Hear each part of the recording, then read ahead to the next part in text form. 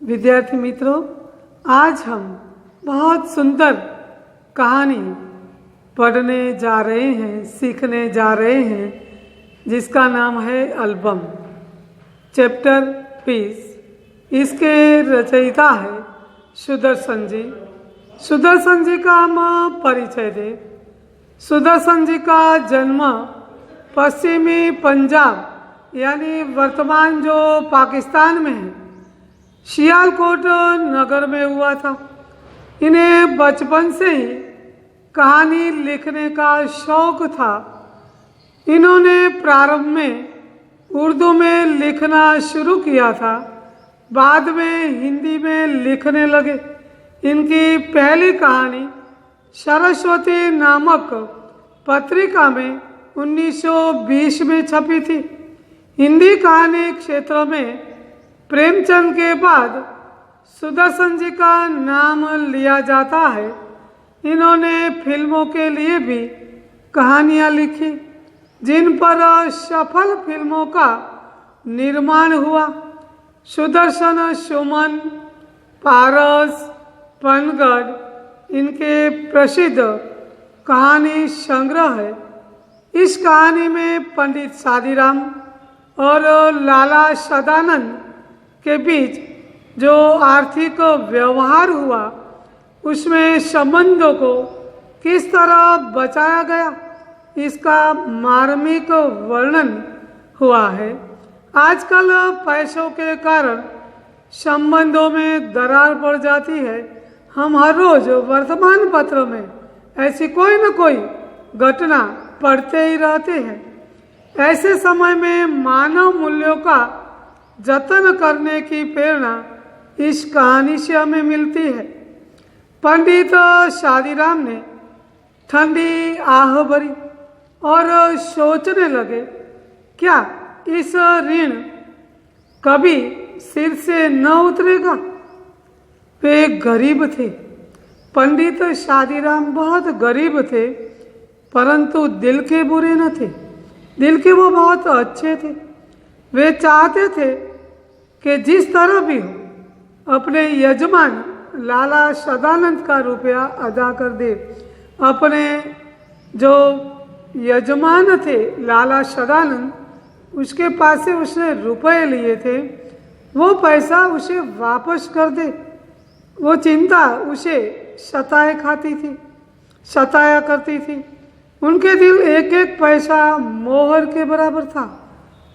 अपना पेट काट कर बचाते, मगर जब 4 पैसे जमा हो जाते तो कोई न कोई ऐसा खर्च निकल आता था जिससे सारा रुपया उड़ जाता था। कोई न कोई ऐसा खर्च निकल ही जाता था। कोई अच्छा प्रसंग आ जाए, कोई बुरा प्रसंग आ जाए, कोई घर में बीमारी आ जाए, तो वो पैसा उससे दे नहीं सकते थे। शादीराम के हृदय पर बरछियाँ चल जाती थी। बहुत दुख होता था कि मैं ऋण कब उतार सकूंगा, और वे कुछ न कर पाते थे। इसी तरह कई साल बीत गए। शादीराम ने पैसा बचाकर 80 रुपये जोड़ दिए। इतने थोड़े थोड़े करके उसने 80 रुपये, उस समय 80 रुपये ज़्यादा माने जाते थे, 80 रुपये उसने जोड़ दिए, जमा कर दिए अपने पास। उन्हें लाला सदानंद के पास 500 रुपये देने थे। 500 रुपये बहुत ज़्यादा कीमत थी उसके लिए। इस 80 रुपये की एक रकम से ऋण उतारने का दिन आता प्रतीत हुआ। उसे ऐसा लगा कि अब मैं ऋण उतार सकूंगा, परंतु उनका लड़का लगातार 4 महीने बीमार रहा। 4 महीने तक उसका बच्चा, उसका बेटा बीमार रहा। पैसा करके बचाए हुए रुपए दवा दारू में उड़ गए। पैसे करके उसने रुपए बचाए थे, वो सब बीमारी में उड़ गए। पंडित शादीराम ने सिर पीट लिया, बहुत परेशान हो गए। अब चारों ओर फिर अंधकार था कि अब कहाँ से मैं पैसा इकट्ठा कर सकूंगा, किस तरह उसका ऋण मैं उतार सकूंगा। उसमें प्रकाश की हल्की सी किरण भी दिखाई न देती थी। उसे ऐसा नहीं हुआ कि अब मुझे यहाँ से पैसे मैं इकट्ठा करके उसे दे दूंगा। उन्होंने ठंडी सांस भरी और सोचने लगे, क्या ये ऋण कभी सिर से न उतरेगा? क्या ये ऋण जिसके पास से मैंने ये रुपए लिए हैं वो कभी मैं दे नहीं पाऊंगा क्या? आगे देखें, लाला सदानंद अपने पुरोहित की व्यवस्था को जानते थे। वो सज्जन थे, देने वाला भी सज्जन था और लेने वाला भी सज्जन था, इसलिए दोनों को चिंता रहती थी। लाला सदानंद को यह चिंता रहती थी कि वो पैसा न दे, और पंडित शादीराम को यह चिंता थी कि मैं उसका ऋण जल्द से जल्द उतार सकूं। वे चाहते थे कि पंडित जी रुपए देने का प्रयत्न ही न करें, वो मुझे रुपया दे ही ना। उन्हें इस रकम की जरा भी परवाह न थी, क्योंकि वो तो अमीर थे, दिल से भी अमीर थे। उन्होंने इसके लिए कभी तगादा तक नहीं किया, उससे कभी ये न किया कि तुम ये रुपए मुझे दे दो।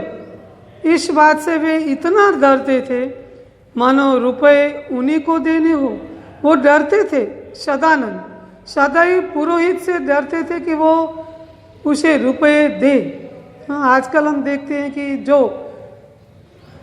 जिसके पास से रुपए लिए हो वो बहुत बार बार उसे परेशान करते हैं। शादीराम के दिल में भी शांति न थी, उसे रुपए देने ही थे। वे सोचा करते थे कि ये कैसे भलमानस है जो अपनी रकम के बारे में मुझसे बात तक नहीं करते। वो सज्जन थे, शादीराम में सज्जन थे और सदानंद भी सज्जन थे, इसलिए दोनों को चिंता रहती थी। खैर, ये कुछ नहीं कहते सो तो ठीक है, पर इसका तात्पर्य थोड़ी ही है मैं भी निश्चित हो जाऊं। ये नहीं कहते तो इसका मतलब ये नहीं तो मैं निश्चित हो जाऊं उसे रुपए दूं या न दूं। मेरी तरफ इनका रुपया निकलता है जो मुझे देना ही चाहिए, मुझे देना चाहिए, समय से पहले देना चाहिए। उनमें लाला सदानंद के बारे में सिर उठाने का साहस न था, साहस नहीं था उसमें इतना।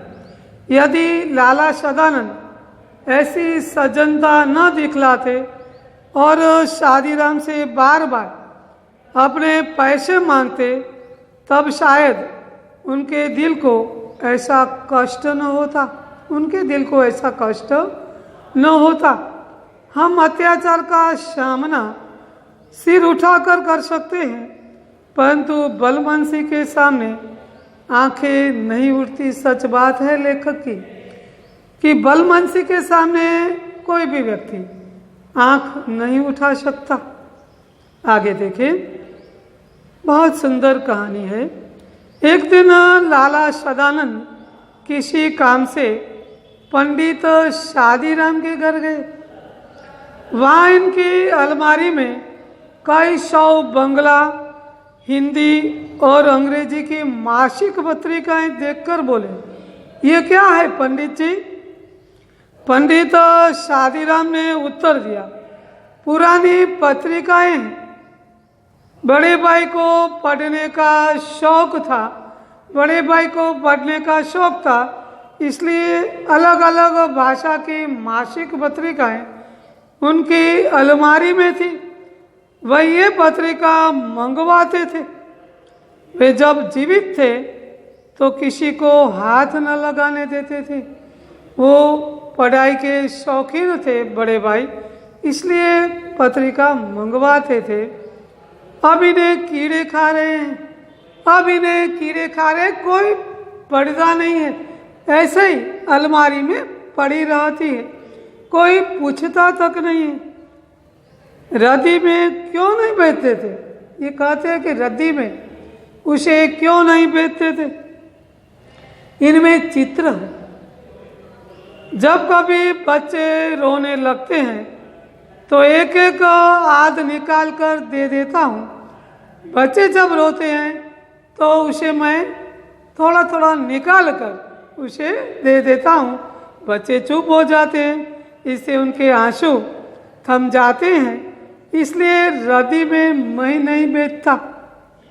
लाला सदानंद ने आगे बढ़कर कहा, दो चार पत्रिकाएं दिखाए तो, दो चार पत्रिकाएं मुझे दिखाए तो जरा देखे इनमें कैसे चित्र है, चित्र कैसे मैं देखूं। पंडित शादीराम ने कुछ पत्रिकाएं दिखाई, कुछ पत्रिकाएं उसे दिखाई। हर एक पत्रिका में कई सुंदर और रंगीन चित्र थे। सदानंद कुछ देर तक उलट पुलट कर देखते रहे। सहसा उनके मन में एक विचार उठा, एकाएक उसके मन में एक विचार उठा। वे बोले, वे चित्रकला के बढ़िया नमूने हैं। अगर किसी शौकीन को पसंद आ जाए तो आप 1000-2000 रुपए बड़ी आसानी से कमा सकते हैं। अगर किसी को ये पसंद आ जाए तो 1000-2000 रुपए आप आसानी से कमा सकते हैं। पंडित शादीराम ने एक ठंडी सांस भरकर कहा, ऐसे भाग्य होते तो ये धक्के न खाता फिरता। ऐसे अगर मेरे सुंदर भाग्य होते तो धक्के खाता फिरता नहीं मैं। लाला सदानंद बोले, एक काम करें क्या, आज बैठकर जितनी अच्छी अच्छी तस्वीरें हैं सबको अलग अलग छांट दें। बैठे बैठे यह काम कर। बहुत अच्छा, जब यह कर चुके तो मुझे कहलवा दे, तो मुझे कहलवा दे। आप क्या करेंगे, मैं एक एल्बम बनाऊंगा और आपकी तरफ से विज्ञापन दे दूंगा। हो सकता है यह विज्ञापन किसी शौकीन के हाथ पड़ जाए, आप 2-4 पैसे कमा लें। तस्वीरें बहुत बढ़िया है, तस्वीरें चित्र बहुत सुंदर है। पंडित शादीराम को ये आशा न थी कि कोयले की खान में हीरा मिल जाएगा, अच्छी बात हो जाएगी। वो निराशा में आशा के सभी द्वार बंद कर दिए थे। सभी द्वार बंद हो गए थे कि कहाँ से रुपए मैं इकट्ठा करके उसे दे दूं। वे उन हतभागी लोगों में से थे जो संसार में असफल और केवल असफल रहने के लिए पैदा होते हैं। जो संसार में असफल रहते हैं वे सोने को हाथ लगाते तो वो भी मिट्टी हो जाता था। इतने हम भाग्यवान थे उसके। वे सीधी बात भी करते तो उल्टी करती थी, अगर वो सीधी बात करें तो भी उल्टी पड़ जाती थी। उनको पक्का विश्वास था कि ये प्रयत्न भी सफल न होगा, परंतु लाला सदानंद के कहने से दिन भर बैठकर तस्वीरें छांटते रहे। वो सारा दिन यही काम करते रहे। न उसके मन लगन थी, न उनके हृदय में चाह था, न उनके सीने में उमंग था। किंतु लाला सदानंद की बात को वो टाल नहीं सकते थे, वो उसे ना नहीं बोल सकते थे। शाम को देखा 200 बढ़िया चित्र जमा हो गए। उसी समय वे उन्हें देखकर स्वयं उछल पड़े, बहुत खुश हो गए। उनके मुखों पर आनंद की शोभा नाचने लगी। वे उन चित्रों की ओर से इस तरह देखते मानो उनमें से हर एक 10-10 की नोट थी, 10-10 की नोट थी। इसी तरह वो खुश हो गए। बच्चों को उधर देखने तक न देते थे। वे सफलता के विचार से प्रसन्न हो रहे थे। वो सफल हो गए, वो उसे जो मानते थे उसे रुपया दे सकेंगे। यद्यपि आशा कोसों दूर थी, अभी उसकी आशा कोसों दूर थी। लाला सदानंद की दी हुई आशा उनके मस्तिष्क में निश्चय का रूप धारण कर चुकी थी। वे खुशी से झूमने लगे, बहुत खुश हो गए कि अब मैं पैसा दे सकूंगा। आगे देखिए, लाला सदानंद ने चित्रों को एल्बम में लगवाया और समाचार पत्रों में विज्ञापन दे दिया। समाचार पत्रों में विज्ञापन दे दिया। अब पंडित शादीराम हर समय डाकिए की प्रतीक्षा करते रहते थे, कब डाकिया आए, कब डाकिया आए। वे रोज सोचते थे कि आज कोई चिट्ठी आएगी। दिन बीता जाता, कोई चिट्ठी न आती थी। रात को आशा सड़क की धूल की तरफ बैठ जाती थी। रात को यही होता था कि अब कुछ नहीं होगा। मगर दूसरे दिन लाला सदानंद की बातों से टूटी हुई आशा फिर जुड़ जाती थी। फिर उसे ऐसा लगता था कि अभी डाकिया आएगा, अभी डाकिया आएगा। आशा फिर अपना चमकता हुआ मुंह दिखाकर उनके दरवाजे पर लाख खड़ा कर देती थी। रात का समय होता था तो वे बाजार चल पड़ते, वो बाजार चल पड़ते थे कि अभी वो आएगा, अभी मेरा काम हो जाएगा। और वहां से डाक कर भी पहुंच जाते थे। इसी तरह एक महीना बीत गया, 30 दिन बीत गए, कोई पत्र न आया। पंडित शादीराम बिल्कुल निराश हो गया। मगर फिर भी कभी कभी सफलता का विचार आ जाता था। जैसे अंधेरे में जुगनू चमक जाते थे। जुगनू की यह चमक निराशा हृदयों के लिए जैसे जीवनदायिनी, जैसे हृदय हारी होती थी। इसके सहारे भूले हुए मुसाफिर मंजिल पर पहुंचने का प्रयत्न करते कि उसके सहारे को अपने मंजिल तक वो पहुंच पाते हैं। और कुछ देर के लिए अपना दुख भूल जाते थे। कुछ देर के लिए वो अपना दुख भूल जाते थे। झूठी आशा के अंदर सच्चा प्रकाश नहीं होता था। ये दूर के संगीत के समान मनोहर जरूर होते हैं। इस वर्षा की कमी दूर हो न हो, परंतु इसे काली घटा का जादू कौन छीन सकता? कोई नहीं छीन सकता। पंडित शादीराम ने आशा न छोड़ी। अभी उसे आशा थी कि डाकिया आएगा, चिट्ठी आएगी, मेरा ये काम हो सकेगा। या यूं कही, आशा ने पंडित शादीराम को न छोड़ा। दिन गुजरते गए, दिन गुजरते गए। आखिर एक दिन क्या हुआ? एक दिन शादीराम के भाग्य जागे। भगवान ने उसे साथ दिया, अपने भाग्य ने उसे साथ दिया। कलकत्ते के एक मारवाड़ी सेठ ने पत्र लिखा कि एल्बम बेच दो, अगर पसंद आया तो खरीद लिया जाएगा, अगर मुझे अच्छा लगेगा तो मैं ले लूंगा। मूल्य की चिंता नहीं, चीज अच्छी होनी चाहिए। ये पत्र उस करवट के समान था जो सोया हुआ आदमी जागने से पहले बदलता है, उसके बाद उठता है। यह किसी आदमी की करवट न थी, यह भाग्य की करवट थी कि व्यक्ति का भाग्य जब जगता है तो एक सेकंड भी नहीं लगता। पंडित शादीराम का भाग्य भी इसी तरह चमका। शादीराम दौड़े हुए सदानंद के पास पहुंचे और उन्हें पत्र दिखाकर बोले, आखिर आज एक पत्र आ ही गया, बेच दो एल्बम। 6 महीने बीत गए। लाला सदानंद बीमार थे। जिसके पास से उसने पैसे लिए थे वो लाला सदानंद बहुत बीमार थे। पंडित शादीराम उनके लिए दिन रात मेला फिरा करते थे कि वो जल्द से जल्द अच्छे हो जाए। वे न वैद्य थे, न डॉक्टर और न ही हकीम। प्रभु पर उसे विश्वास था कि वो जल्द से जल्द अच्छे हो जाएंगे, स्वस्थ हो जाएंगे। उनकी औषधि माला प्रेरणा ही थी और वो काम भी अपनी आत्मा की पूरी शक्ति लगा वो करते थे। अपने पूरे मन से वो कर रहे थे। उन्हें औषधियों की अपेक्षा आशीर्वाद और प्रार्थना पर अधिक भरोसा था।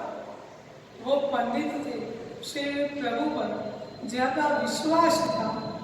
सोचते थे दवा से दुआ अच्छी है, दवा से तो दुआ अच्छी है कि वो जल्द अच्छे हो जाएंगे, स्वस्थ हो जाएंगे और खुश हो जाएंगे। मेरे ये समाचार सुनकर एक दिन क्या हुआ, लाला सदानंद चारपाई पर बैठे हुए थे। उनके पास उनकी बुद्धिमान उनके दुर्बल और पीले मुंह को देखकर अपनी आंखों के आंसू अंदर ही अंदर वो पी रही थी। सबसे ज्यादा जब बेटा बीमार होता है तो दुख सबसे ज्यादा उसकी माँ को होता है। माँ बस उसके पास बैठे बैठे अंदर ही अंदर वो रो रही थी।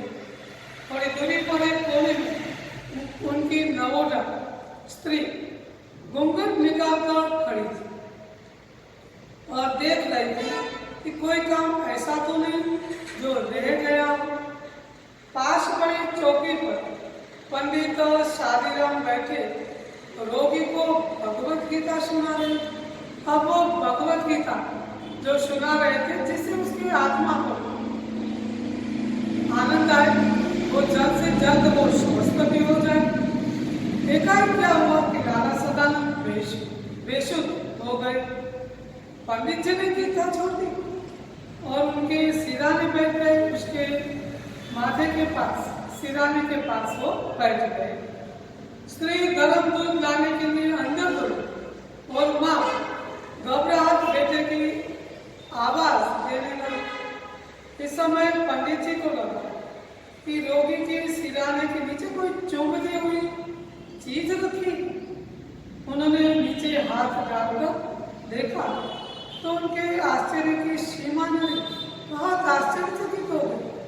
पंडित वो सब तो चीज वही अद्भुत था जिसे किसी सेठ ने नहीं बल्कि स्वयं लाला सदानंद ने खरीदा था। आगे देखे पंडित शादीराम इस विचार से बहुत प्रसन्न थे कि उन्होंने सदानंद का ऋण उतार दिया। मगर यह जानकर उनके हृदय को चोट सी लगी कि ऋण उतरा नहीं अपितु पहले से दुगुना हो गया। अब तो ऋण दुगुना हो गया। उन्होंने बेशुद्ध यजमान के पास से बैठे बैठे एक ठंडी सांस भरी और सोचने लगे, यह ऋण मेरे सिर से क्या कभी न उतरेगा? क्या यह ऋण उतरेगा ही नहीं? कुछ देर बाद लाला सदानंद को होश आया। उन्होंने पंडित जी से एल्बम छीन लिया।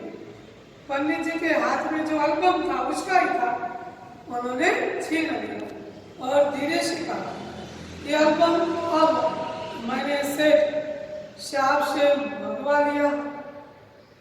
पंडित जी जानते थे कि यजमान झूठ बोल रहे हैं, परंतु वे पहले से भी अधिक सज्जन, अधिक उपकारी और ऊंचा समझने लगे। ये न कह सके कि आप झूठ बोल रहे हैं। उनमें ये हिम्मत ही न थी कि चुपचाप माला फेरने लगे। विद्यार्थी मित्रों, दोनों सज्जन थे। दोनों ने अपनी मित्रता किस तरह निभाई ये आपने बहुत अच्छी तरह समझा और देखा।